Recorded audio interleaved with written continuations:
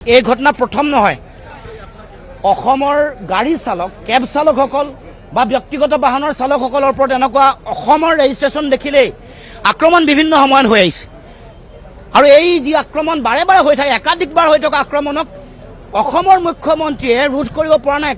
নেডাৰ আহ্বায়ক অসমৰ লগত অসমৰ মুখ্যমন্ত্ৰী আৰু মেঘালয়ৰ মুখ্যমন্ত্ৰীৰ সৌহাৰ্দ্যপূৰ্ণ সম্পৰ্ক থকা কথা মানে সীমা সম্পৰ্কীয় আলোচনাৰ সময়ত সদৰি কৰিছিলে অসমৰ মুখ্যমন্ত্ৰী। আপোনালোকে সকলোৱে প্ৰচাৰ কৰিছিলে যে সীমা সমস্যা নাই আৰু আমাৰ এটা খুব মানে ভাল সম্পৰ্ক আছে, আমি ভাল ধৰণে এই কথা সেটেল কৰিছোঁ।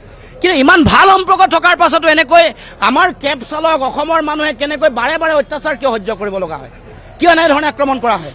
এটা আন্দোলন চলি আছে, কোনোবা সংগঠন ছাত্ৰ সংগঠনে কৰিছে, নিজৰ ন্যায্য দাবীৰ ক্ষেত্ৰত আন্দোলন কৰিব পাৰে।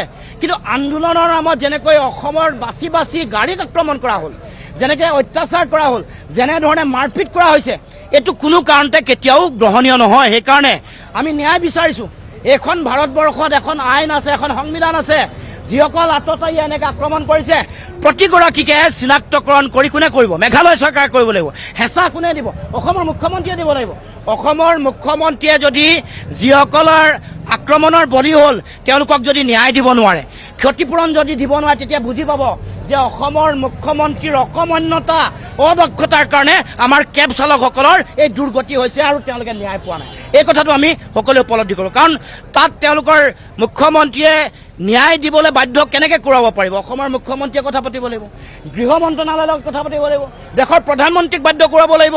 কাৰণ এনেধৰণৰ অত্যাচাৰ কোনো কাৰণতে গ্ৰহণীয় নহয়। এতিয়া কৈছে যে এখেতসকলৰ লগত কথা নপতাকে মানে অতুল বৰা ডাঙৰীয়াই পোনপটীয়াকৈ তেওঁলোকৰ লগত কথা পাতি কিবা এটা সিদ্ধান্ত দিব কৈছে। যিসকল অত্যাচাৰিত হৈছে কেব চালক, টেক্সি ড্ৰাইভাৰ, যিসকলে বৰ্তদিনে যুঁজি আছে, যিসকল সংগ্ৰামী সংগঠন ইয়াৰ লগত জড়িত, তেওঁলোকৰ মনৰ বেদনা, তেওঁলোকৰ কি উদ্দেশ্য, সেইটো মন্ত্ৰীগৰাকীয়ে কথা পাতি অৱগত হ'ব লাগে আৰু সেই মৰ্মে আগবাঢ়িব লাগিব।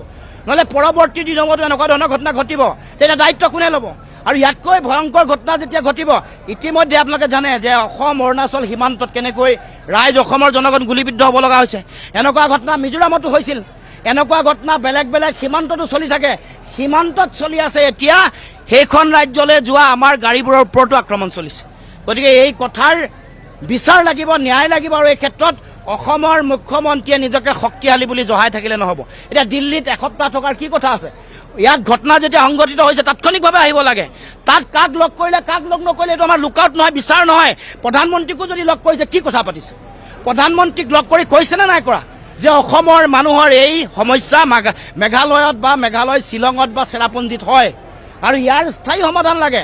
সদায় সদায় এনেকৈ মাৰপিট কৰি থাকিব, সদায় সদায় আক্ৰমণ কৰি থাকিব, গাড়ী ভাঙি থাকিব আৰু আমি নিশ্চুপ হৈ থাকিব লাগিব। আৰু অসমৰ মুখ্যমন্ত্ৰীয়ে এই কথাত তেওঁ কোনো ধৰণৰ ভূমিকা নল'ব, এইটো কথা কেতিয়াও হ'ব নোৱাৰে। গতিকে অসমৰ মুখ্যমন্ত্ৰীক ক'ব খুজিছোঁ, আপোনাৰ শক্তিশালী বুলি কৈ থকা যিটো মানে চৰিত্ৰ, আপোনাৰ যি শক্তি, এইটো এইবাৰ দেখুৱাওক। কাৰণ আমাৰ পৰৱৰ্তী দিনত অসমৰ কোনো যাতে গাড়ী, কোনো ব্যক্তি, কোনো মানুহক যাতে কোনো এখন ৰাজ্যত এনেকৈ নিগৃহীত, উৎপীড়িত যাতে আক্ৰমণৰ বলি নহয়, এই কথাটো অসমৰ মুখ্যমন্ত্ৰীয়ে নিশ্চিত কৰিব লাগিব।